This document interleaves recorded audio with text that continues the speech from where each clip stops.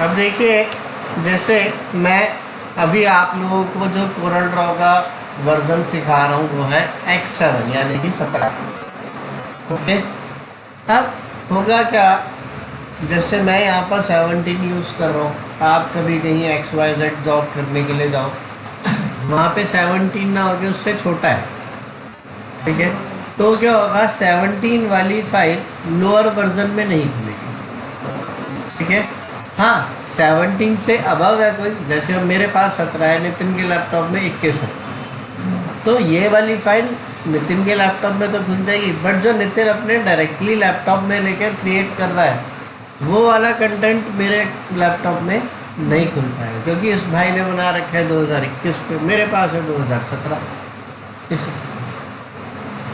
तो आपको अगर कोई कहता है कि आप ये फाइल लोअर वर्जन में सेव करके भेजें, तो अब जैसे मैंने एक यहाँ पर ये शेप लेके क्रिएट कर ली, इसकी 1-2 कॉपीज और कर दी। ठीक है, अब मैं इसको नॉर्मल सेव कर रहा हूँ।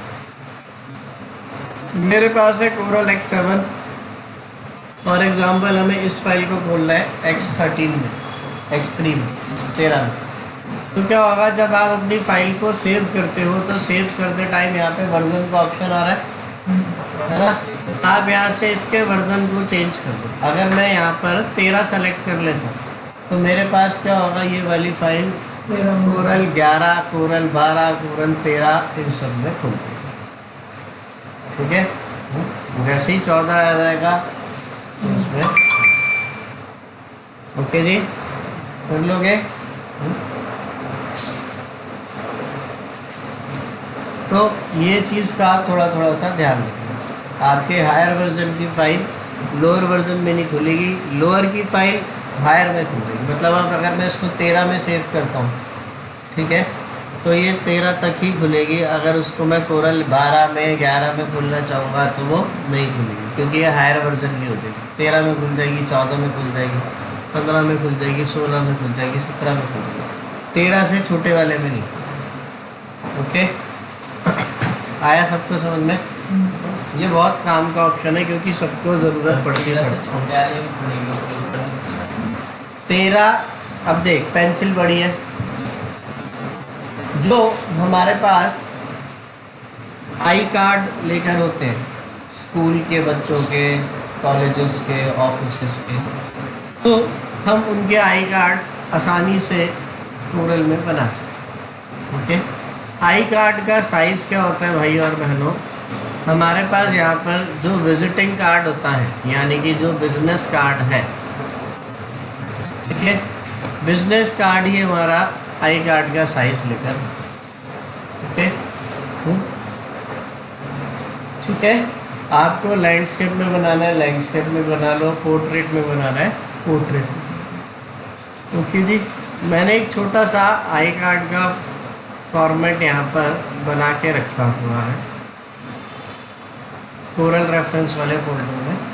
ठीक है, अब आई कार्ड के अंदर क्या होता है, लिखिए आई कार्ड वगैरह बनाने के लिए हम क्या करते हैं, एक्सेल की फाइल को कोरल में इंपोर्ट करते हैं।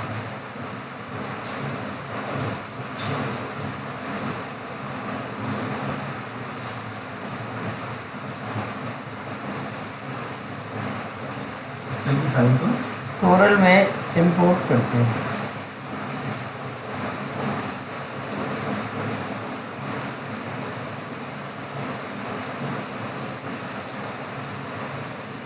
लिख लीजिए एक चीज़ और, जब आप एक्सेल की फाइल को इंपोर्ट करोगे कोरल में तो एक्सेल क्लोज होना चाहिए।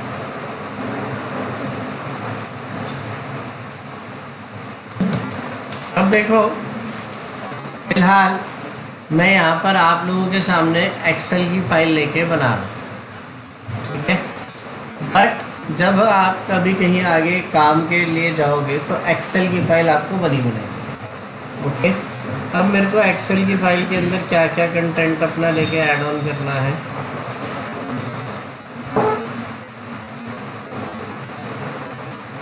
नेम हो गया, कोर्स हो गया, आपके पापा का नाम हो गया और एक फोल्डर। ठीक है, जैसे मैंने यहाँ पर लेकर लिख दिया स्टूडेंट नेम, फिर लेकर लिखा कोर्स, फिर लेकर लिखा फादर्स नेम और आखिरी में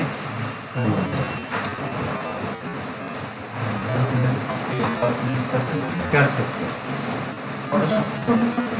फोटोशॉप की तरह नहीं। अब इसमें जैसे मैंने लेकर लिखा सचिन, ठीक है, दीपा, केशवजीत, नितिन, ठीक है, पोस्ट डाल दिया जैसे मैंने यहाँ पे ग्राफिक्स, ठीक है, यही मैंने नीचे ले लिया। फादर्स नेम में ABC उस पर लेकर लिख दिया।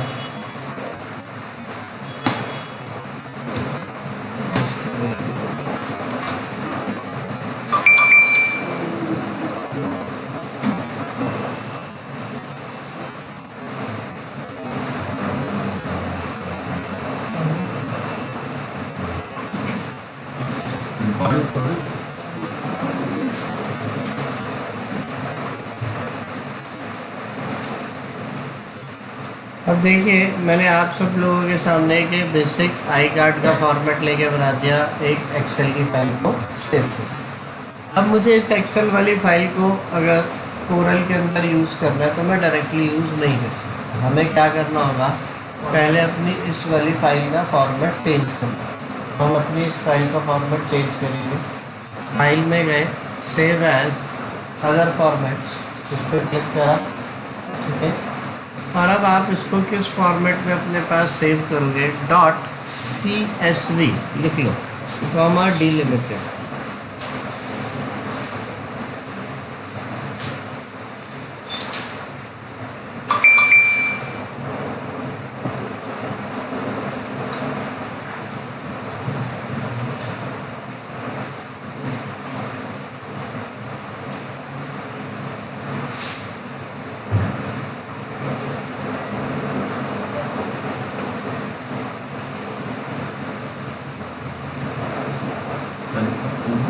कॉमा डिलिमिटेड,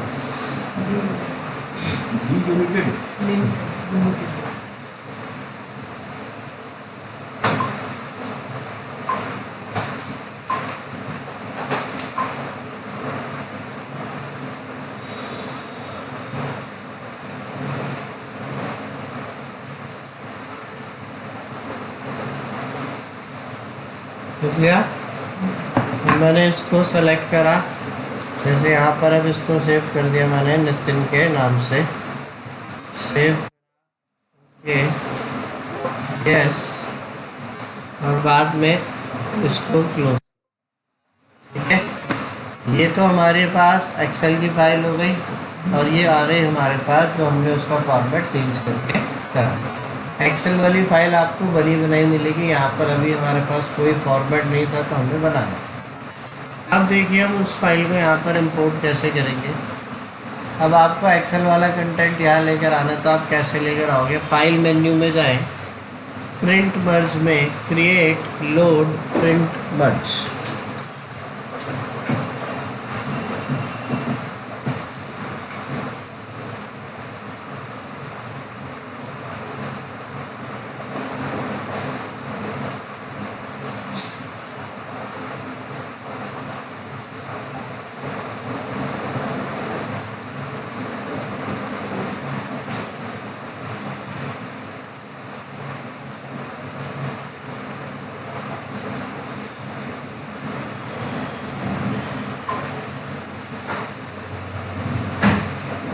हो गया।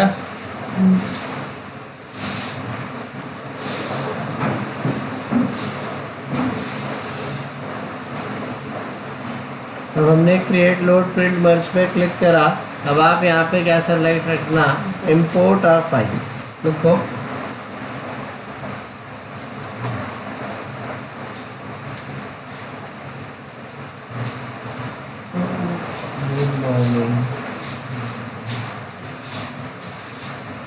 ठीक है।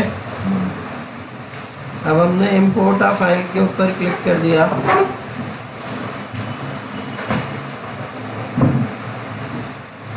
नेक्स्ट करा इसको।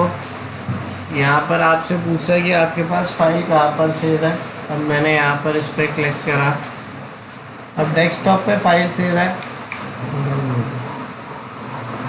अब हमने इस वाली डेस्कटॉप पे फाइल सेव है, बट अभी हाल फिलहाल वो वाली फाइल लेकर दिख नहीं रही है ना। तो आप अपने पास यहाँ पर अब क्या करो, इसका पहले फॉर्मेट चेंज कर लो। .csv कर दिया हमने यहाँ पे, ठीक है रिबा। अभी आ गई नितिन के नाम की जो अभी आपने फाइल लेके बनाई थी। इसको मैंने ओपन करा। नेक्स्ट आ गई आप सब लोगों की A to Z सारी की सारी डिटेल्स। फिर से नेक्स्ट करा, फिनिश करा, अभी हमारे पास आ गया। अब जैसे हमने यहाँ पे फिनिश के ऊपर क्लिक लेकर किया तो हमारे पास एक यहाँ पर अलग से मेन्यू लेकर आ गई है ना। पहले तो ये वाली मेन्यू लेकर दिख ही नहीं रही थी, अब ये वाली मेन्यू दिख रही है।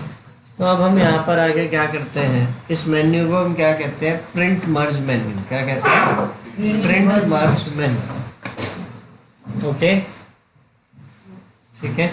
अब मैंने यहाँ से स्टूडेंट, कोर्स, आपके पिताजी का नाम और आपका फ़ोन नंबर, ये चारों ऑप्शन आ रहे।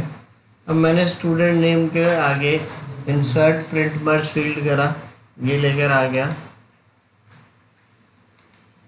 मैंने इसको स्टूडेंट के नेम के आगे लेकर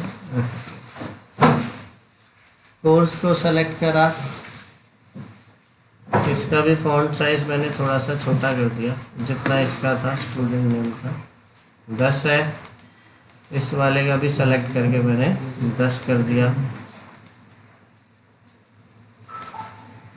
फिर फादर्स नेम पर आए, इसका भी फॉन्ट साइज 10 कर दिया।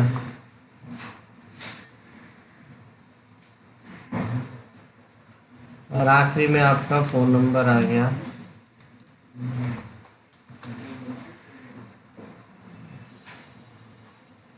ठीक है, मैंने इन सबको सेलेक्ट करा शिफ्ट के साथ।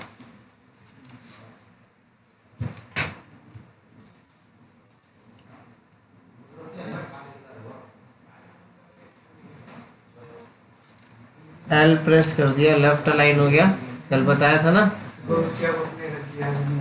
ठीक है, लेफ्ट अलाइन हो गया। उसके बाद मर्ज टू न्यू डॉक्यूमेंट कर दिया हमने।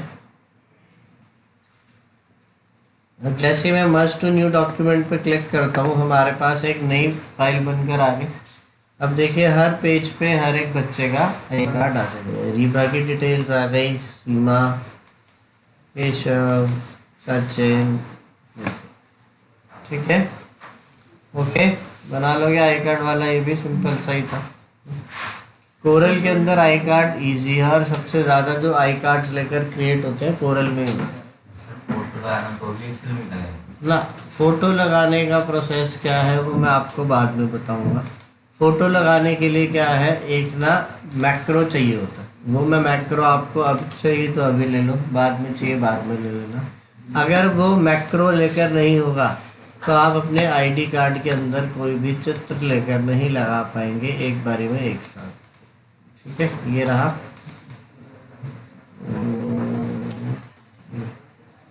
ठीक है, इसके बिना नहीं लग पाएगा। ओके, ये मैं आपको वक्त आने पे बता दूँ।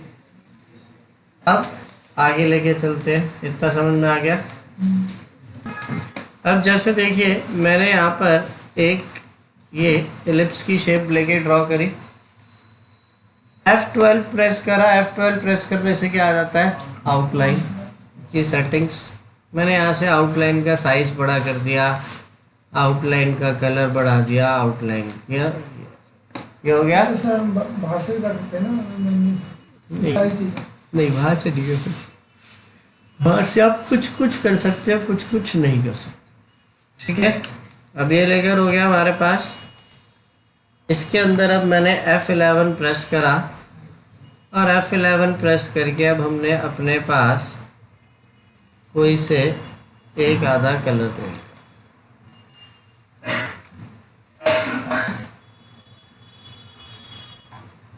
ये लेकर हो गया। अब यही सब मेरे को यहाँ पे स्टार की शेप पे चाहिए, तो मैंने स्टार वाली शेप को सेलेक्ट करा, कॉपी प्रॉपर्टीज फ्रॉम में गए, आउटलाइन पेन को ऑन कर दिया, आउटलाइन कलर को ऑन कर दिया, फिल को ऑन कर दिया, तीनों को ऑन करा, ओके करा। अभी एक ब्लैक से कलर का एरो आ रहा है, इस ब्लैक से कलर से एरो को लेकर अब मैंने इस राउंड वाली शेप को सेलेक्ट किया। सब कुछ कहाँ कॉपी पेस्ट हो गया, तो स्टार की शेप में। ठीक है, आ गया समझ में। सेम इसी तरीके से अगर मैं कुछ टेक्स्ट लेकर लिखता हूँ, जैसे अब हमने यहाँ लेकर लिखा करिश्मा, अब मैंने करिश्मा के नाम का फॉन्ट चेंज कर दिया।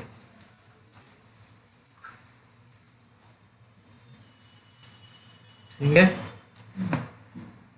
हो गया करिश्मा के नाम के अंदर फॉन्ट चेंज। F11 प्रेस करा, मैंने इसके नेम के अंदर कोई पैटर्न लेके कर दिया।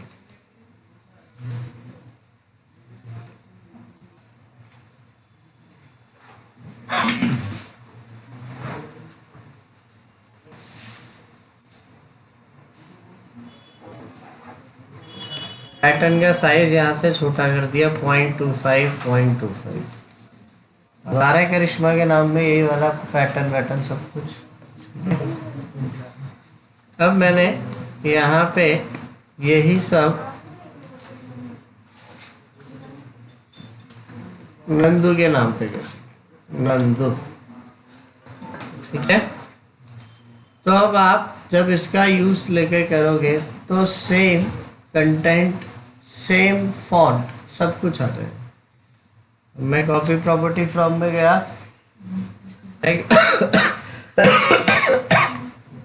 टेक्स्ट प्रॉपर्टीज को भी ऑन कर दिया। ओ, मैंने सॉरी गलत चीज सेलेक्ट कर लिया था, नंदू के नाम सेलेक्ट करना था। हो गया, कर लोगे? जो लास्ट वाला प्रॉपर्टी था वो सिर्फ टेक्स्ट में ही होगा ना? हाँ, टेक्स्ट वाला सिर्फ टेक्स्ट। ठीक है, कर लोगे? आज आप